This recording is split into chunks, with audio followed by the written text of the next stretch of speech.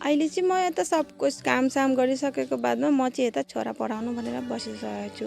हजुर, त्यसको बादमा हेर्नुहोस् न, छोरा चाहिँ पढ्नै खोज्दैन, कति कष्ट पर्छ। नमस्ते छ, म अनिता।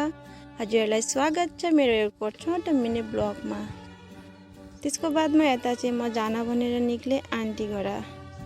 आन्टी घर चाहिँ एउटा सानो काम थियो र म चाहिँ जानु भनेर निक्लेँ। आज चाहिँ म धेरै नै खुसी छु, किनभने कोही आउने हुनुहुन्छ भनेको सुने भने कति खुसी लाग्छ नि। र मलाई मात्रै हो कि हजुरहरूलाई पनि भन्नुहोस् ल। र त्यसको बादमा चाहिँ अहिले आइपुगिसक्नु भयो फाइनली साथीहरू हाम्रो घरमा। पाहुना भने चाहिँ यता भाउजू हुनुहुन्छ र दादा भाउजूहरू आउनुभएको छ। यता हेर्नुहोस् न, कति क्युट गोलुमोलु।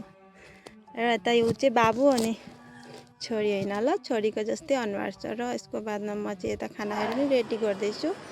त्यसको बादमा चाहिँ अब एकछिन भातसात गराए भयो। त्यसको बादमा मेरो यता रेडी पनि भइसक्यो सब्जी। आजको चाहिँ सब्जी त्यस्तो केही खासै छैन, ब्रोइलरको मासु छ। त्यसको बादमा खानासाना खाइवरी भाउजूहरू जानु भनेर निक्लिनु भयो।